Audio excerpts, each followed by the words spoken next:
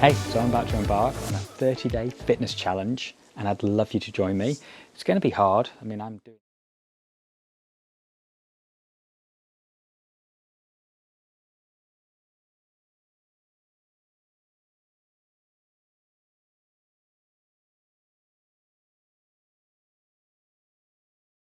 So 1 week in, it's a good time to review. So I've trained every day. Today was the easiest. Well, about an hour ago, I did a run. That was the easiest day by far, but I need to do something. I can't just sit around and talk about fitness. So I've just done 5K in 23:06, which is too quick, to be honest. This whole challenge is supposed to be uh, me pushing myself to my limit. That means training when I don't want to train sometimes, but I do need to be sensible. Now, I don't believe in overtraining, but I do believe in under recovery.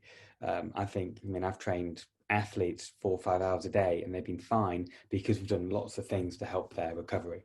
I haven't really been recovering as intelligently as I should have done. I haven't really thought about it. I've kind of sort of thrown myself at the deep end.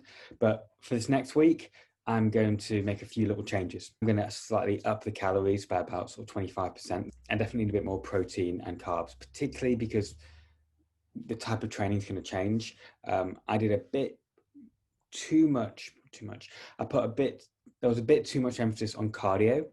This week, there's going to be a bit more emphasis on strength and mobility. That's going to be my focus.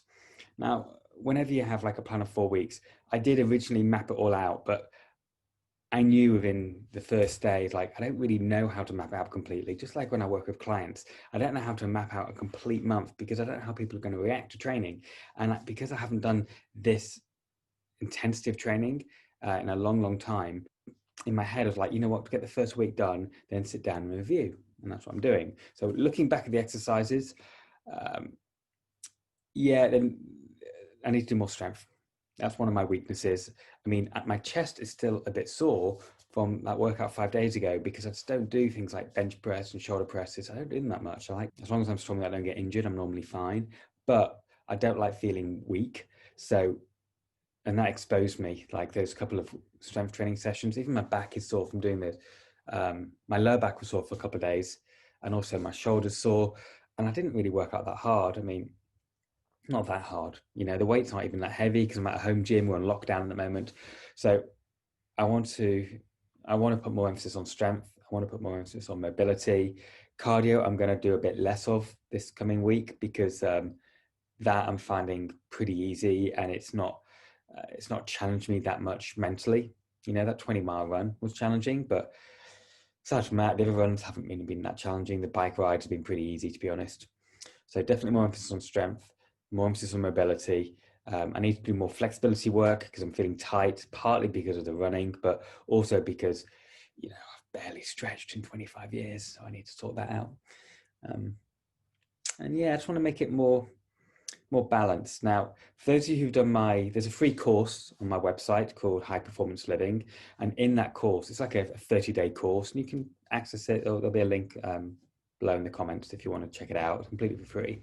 But in it, I talk about the 7 pillars of fitness, which strength, endurance, coordination, skill, different things, which I sort of break down fitness into 7 areas.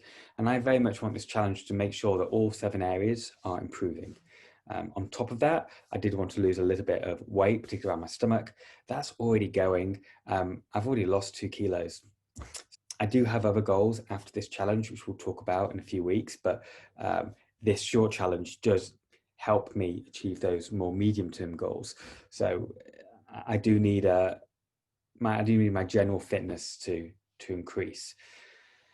So yeah, a bit more food, a bit more strength, a bit more mobility, a bit less cardio. Yeah, that's what I'm going to do moving forward, and then I'll review again in a week's time. But I'm feeling pretty lean. I'm feeling good. I'm feeling good. So I'm feeling much better than I did a week ago. So that's good, I guess. And if you're doing this with me, which I do hope you are, I know 3 of you are because you've been texting me about it. So I know 2 guys and 1 girl are following with me, which is amazing, and sort of making slight adaptations here and there. But yeah, I know that obviously I'm not big on YouTube, not many people follow me. That's fine, because I'm hoping people will stumble across this content at some point in the next year or two and think, wow, maybe I can do that too. So I do want this to be inspiring. I do want you to realize that, just because maybe you haven't trained for a while, or maybe because you're in your 40s like me, or maybe older, makes no difference. You can still push yourself to your limit. And yeah, that's it. All right, so I'm going to bed now because I'm so tired, and it's another thing I'm going to do. I'm going to try to get a bit more sleep. I normally have 5 hours a night, which I know is not enough. It's just that I'm kind of a workaholic. I love working hard, and I'm juggling a lot of balls with my work. I am going to factor in another 45 minutes sleep. So I'm going to try and sleep for 45 minutes more every night. I think I need that. All right, take care. Have a good day. Bye.